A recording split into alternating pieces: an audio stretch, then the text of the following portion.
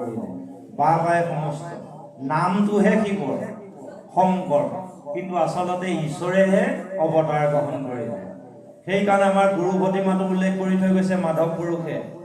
ত্ৰিভুৱন বন্দন দৈৱকী নন্দন জুহৰি মাৰল কংস জগজন তাৰণ দেৱ নাৰায়ণ শংকৰ তাকেৰি অংশ যিজন ঈশ্বৰক ত্ৰিভুৱনে বন্দন কৰি থাকে যিজন ঈশ্বৰৰ স্বজন পালন সংহাৰৰ গৰাকী সেইজন নাৰায়ণৰ অংশৰে হৈছে শংকৰ সেইকাৰণে বাবাই সমস্ত সেই শংকৰক আমি গুৰু ভজিব লাগে তেওঁৱে সৃষ্টি স্থিতি লয় অধিকাৰী গতিকে বাবাই সমস্ত আমি খাইজনক গুৰু যদি ভজো তেতিয়াহে এই সংসাৰৰ যুদ্ধখনত জয়লাভ কৰিব পাৰিম যদি তেওঁ গুৰু নভজো সংসাৰৰ যুদ্ধত আমি যিমানে যুদ্ধ নকৰিলো গুৰুবিহীন হলে কিন্তু আমি সেই যুদ্ধত পৰাস্ত হ'ম গতিকে আমাক শাস্ত্ৰই সিদ্ধান্ত দিলে ইন্দ্ৰই গুৰুক অপমান কৰাৰ অপৰাধত অসুৰৰ লগত তেওঁ যুদ্ধত পৰাস্ত হ'ল আৰু এতিয়া বিশ্বৰূপক গুৰু মানিবলৈ সেই দেৱতা সমস্তই আহিছে মানিবলৈ আহোঁতেই সেই বিশ্বৰূপে তেওঁলোকক কিছুমান কথা প্ৰকাশ কৰিছে সৎ উপদেশ পৰামৰ্শ যে এনেকৈ হ'লেহে মই তোমালোকৰ গুৰু হ'ব পাৰিম সেইকাৰণে বাৰে সমস্ত আমি গুৰু চিনি পাব লাগিব গুৰু চিনি নাপাই যদি ভকতি কৰোঁ তেতিয়াহ'লে কলিৰ যুগত আমি দৌৰি যাব নোৱাৰিম সেইকাৰণে গুৰুজনে বৰগীতত উল্লেখ কৰি থৈ গৈছে ভাৰতৰ হাতত আছে অনেক দোকানী নিচিনি কিনিলে কোনো মিলিবে বিঘিনি জয়তে তৈতে নাথাকৈ হৰিনাম ৰত্ন মহন্ত দোকানীয়ে ৰাখে পৰিমহা যত্ন যে এই ভাৰতত বহুত দোকানী আছে অৰ্থাৎ বহুত ধৰ্ম আছে যদি সেই ধৰ্ম চিনি নাপায় সংসাৰ সাগৰ কিন্তু তৰি যাব নোৱাৰিব গতিকে বাবাই সমস্ত আমি সকলোৱে আমি জীৱশ্ৰেষ্ঠ মানুহ হিচাপে জন্মগ্ৰহণ কৰি আমি এতিয়া আত্মবিশ্লেষণ কৰিব লাগিব নিজক কোনজনক গুৰু ভজিলে সংসাৰ সাগৰখন পাৰ হৈ যাব পাৰিব কৃষ্ণ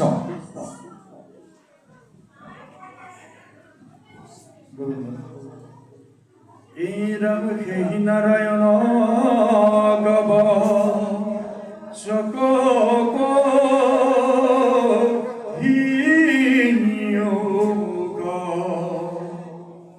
চৰণে শৰণ লৈলো নিস্তাৰি মোক ৰাজাৰ বচনে শোক ভৈৰায়া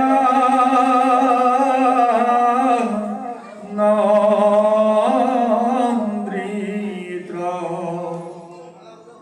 হাকিয়া বুলন্দ্ৰ ধন্য ধন্য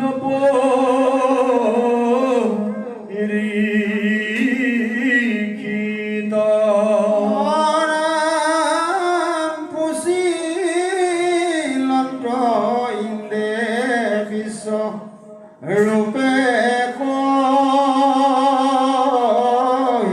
কহিলন্ত অপৰমৰ শস্য শুনা কহুষে হি মন্ত্ৰ সংকট সময়ে ভৈলে মাধৱ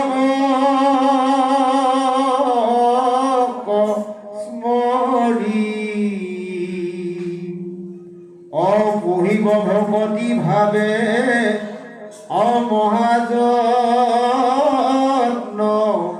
কৰি মোক ৰক্ষা ভৰ্ব দাৱে কৰণ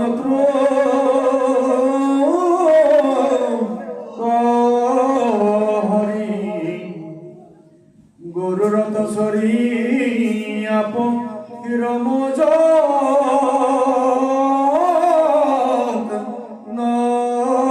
নগৰী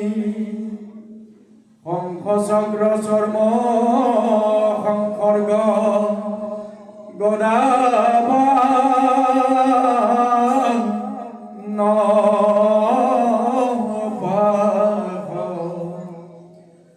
ধনু ধৰি অস্ত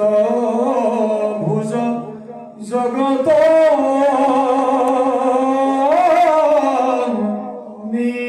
নিবাস নামে জলে বৰুণৰ দূত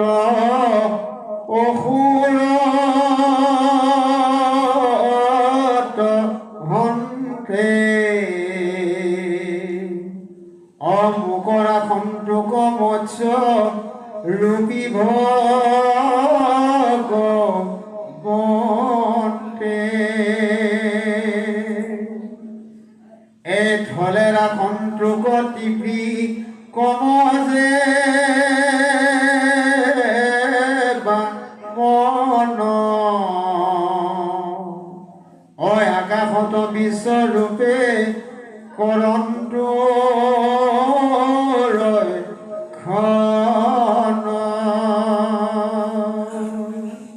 ইৰাম দুৰ্গম সংকট বান দাৰুণ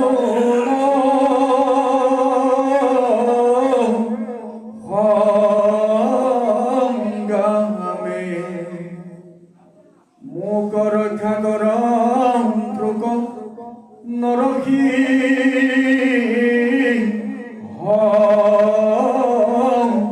নামে ইৰা যজ্ঞ বৰা ৰূপে ৰাখন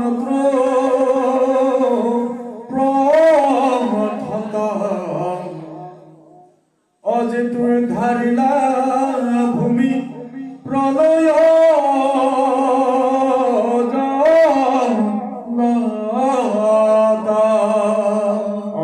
ৰামে স্বৰ্গদৰা সন্ত মোক নৰকে পাব অযুগ ভস্ৰ দুখ তোৰা সন্তুদে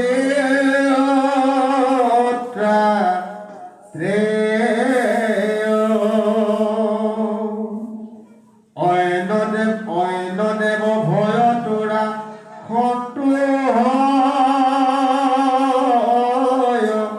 গ্ৰীব কৃষ্ণ পূজা চিত তোনা ৰদ শিৱ কৃষ্ণ গুৰু বাবাই সমস্ত এতিয়া পৰীক্ষিত ৰজাই তেওঁ গুৰু শুকক কেনেকৈ সেই বিশ্বৰূপৰ পৰা ইন্দ্ৰই নাৰায়ণ কবচ লাভ কৰিছিল তেওঁ গুৰু শুকৰ পৰা জানিব বিচাৰিছে আৰু পৰীক্ষিত ৰজাৰ মনৰ সংশয় দূৰ কৰাৰ অৰ্থে শুকে পৰীক্ষিতক নাৰায়ণৰ কবচৰ যি আধ্যাত্মিক তত্ত্ব এই কথাখিনি প্ৰকাশ কৰিছে এই নাৰায়ণ কবচ কি যে নাৰায়ণৰ যিসমূহ অৱতাৰ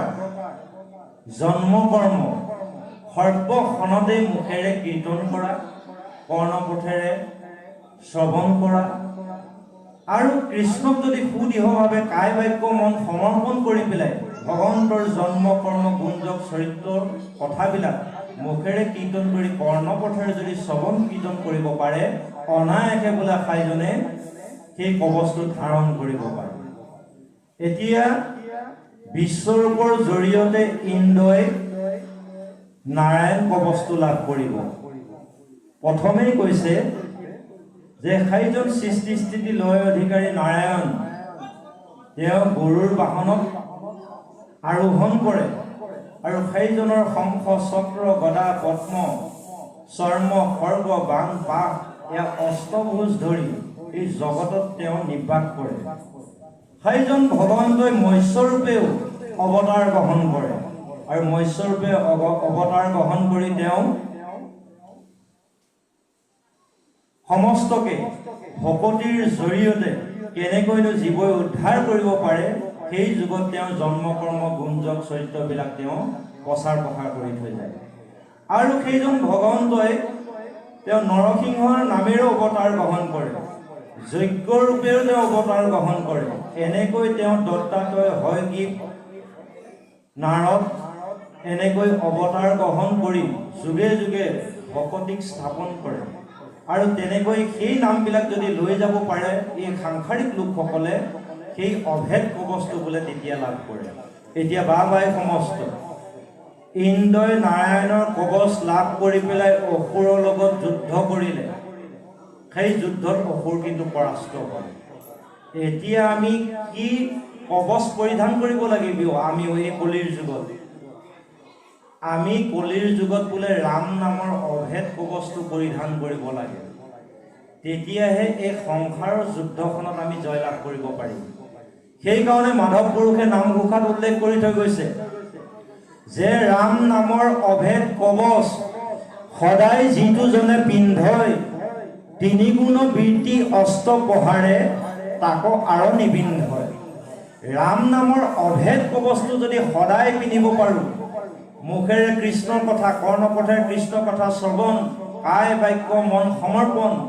ঈশ্বৰৰ সুদিহ আশ্ৰয়, এনেকৈ যদি ভকতৰ সংগত শ্ৰৱণ কীৰ্তনৰ মাধ্যমেৰে ভকতি কৰিব পাৰোঁ, সেই ৰাম নামৰ কবচটো বোলে আমি পৰিধান কৰিব পাৰিম। আৰু তেতিয়া তিনি গুণৰ বৃত্তি, সত ৰজ তম প্ৰকৃতি মায়াৰ গুণবিলাকে আমাক কোনো কাৰণতে ভেদ কৰিব নোৱাৰিব। তেতিয়াহে আমি সংসাৰৰ এই যুদ্ধখনত জয়লাভ কৰিব পাৰিম। গতিকে বাই সমস্ত সেয়াই হ'ল পৰম ৰহস্য মন্ত্ৰ। আৰু সেইকাৰণে গুৰুজনে আমাক উল্লেখ কৰি থৈ গৈছে, সেই মন্ত্ৰ কাক কোৱা হ'ল? যে হৰিনাম হৰিনাম এই মূল মন্ত্ৰ, কলিত নাহি তপ যজ্ঞ যন্ত্ৰ। এই হৰিনামেই হৈছে মূল মন্ত্ৰ আমাৰ। এই মন্ত্ৰ উচ্চাৰণ কৰিব লাগিব আমি, আৰু শ্ৰৱণ কীৰ্তনৰ মাধ্যমেৰে ভকতি কৰিব লাগিব। তেতিয়া কলিৰ যুগত জম কাল আৰু কলিয়ে কোনো কাৰণতে আমাক বিঘিনি ঘটাব নোৱাৰিব। গতিকে বাই সমস্ত শাস্ত্ৰৰ মাধ্যমেদি সুকে পৰীক্ষিত কোৱাৰ চলেৰে আমাক কৈছে যে সেই লোকসকল, তোমালোকে ৰাম নাম, কৃষ্ণ নাম, নাৰায়ণৰ নাম, এই অভয় কবচসমূহ তোমালোকে পৰিধান কৰা। তেতিয়াহে কলিৰ যুগত সংসাৰৰ যুদ্ধখনত তোমালোকে জয়লাভ কৰিব পাৰিবা। কৃষ্ণ রাম নরকত হন্ত্রে রাখ প্রকম হরি অপথ্রে ভুজনে রাখ প্রকধ তরি ক্ষুধা তৃষ্ণা লোভ মোহ হিতয়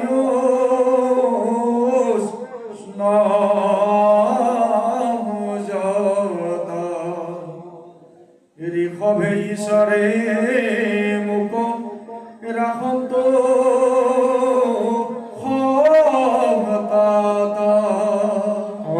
রাম জয়কে রাখন্ত মুখ অলোক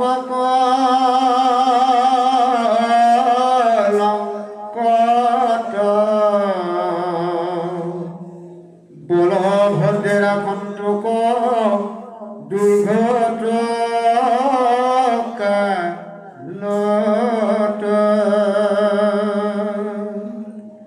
অনন্তে রাখন্ত মুখ সর্বর বিহত অভগবন্ত ব্যাখে রাখন ত্রুকয় জ্ঞানত বুদ্ধে রাখন রোগ পাখন দরবি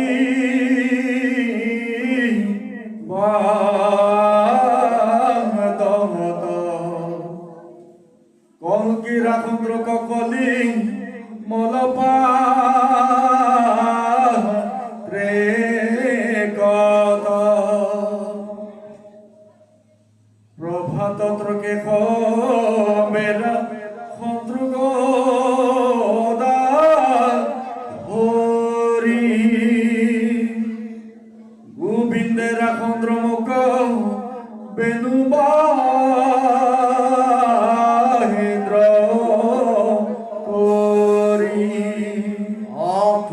চেহেৰা খন্ত মূৰ্তি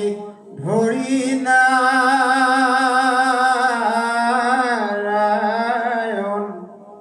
চক্ৰ ধৰি বিষ্ণু এৰা খন্ত ধদিন অৰমে অপৰাহ্নে মধুৰিপু ধৰি উগ্ৰ ধনু সায়াহ্নে মাধৱে মোক ৰাখন্ত্ৰ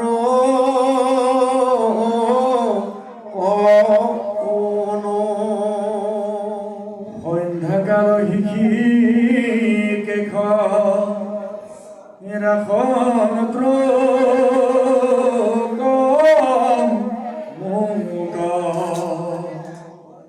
অৰ্ধৰাতি মানে পদ্মনাভেৰা তোক পাঁচ ৰাতি ৰাখন ত্ৰুক শিৱৎস লাঞ্ছনে প্ৰভাত সময়ে খৰ্গ ধৰিলা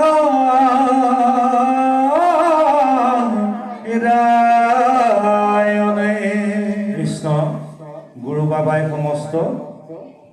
এতিয়া শোকে পৰীক্ষিতক ইন্দ্ৰই কেনেকৈ নাৰায়ণ কৱচ লাভ কৰিছিল আৰু নাৰায়ণ কৱচত কি কি গুণ আছিল বিশ্বৰূপৰ জৰিয়তে সেই ইন্দ্ৰই ভগৱন্তৰ যি জন্মকৰ্ম গুণযোগ চৰিত্ৰ এইসমূহ তেওঁ সততে স্মৰণ কৰিছিল যে মোক নৰকৰ পৰা সেই মহাহৰি প্ৰভু ভগৱন্তই ৰক্ষা কৰক আৰু অপথ্য ভোজনৰ সেইখিনি কৰ্মৰ পৰা মোক ধনন্তৰী নামেৰে সেই ভগৱন্তই অমৃত প্ৰদান কৰি মোক ৰক্ষা কৰক আৰু ক্ষুধা তৃষ্ণা লোভ মোহ শীত উষ্ণ যিমান আছে ঋষভ ঈশ্বৰে যাতে মোক সততে ৰক্ষা কৰে এনেকৈ ভগৱন্তৰ যিবিলাক অৱতাৰ এই অৱতাৰ জৰিয়তে সততে ৰক্ষা কৰাৰ এটা কামনা কৰি আছে বাবাই সমস্ত যদিও নাৰায়ণ কৱচ লাভ কৰি আছে কিন্তু কামনা ইয়াত জড়িত হৈ আছে কাৰণ এটা বিপদৰ পৰা উদ্ধাৰ পাবলৈহে ইন্দ্ৰই এই কথাখিনি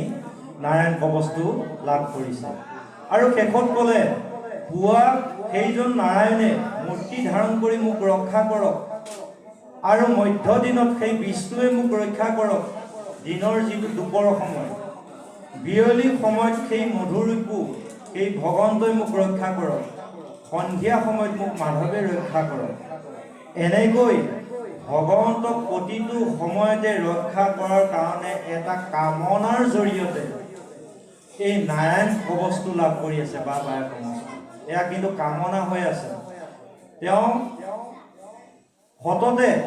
সেই অসুৰৰ পৰা উদ্ধাৰ পাবলৈ তেওঁ এই কামনাটো কৰিলে এতিয়া ভকতিত বাবাই সমস্ত কামনা বোলে জড়িত হৈ নাথাকে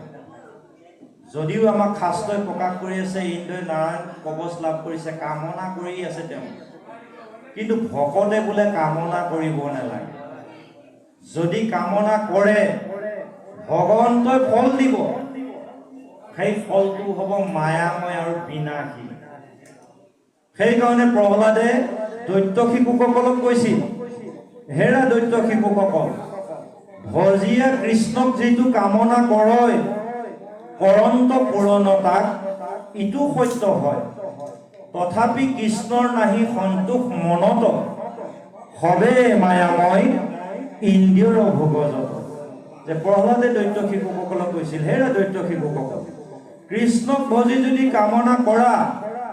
ভগৱন্তই কামনাৰ ফলটো প্ৰদান কৰিব কিন্তু সেই ভগৱন্তৰ বোলে মনত শান্তি নাপায় যে মোৰ একান্ত ভকতজনে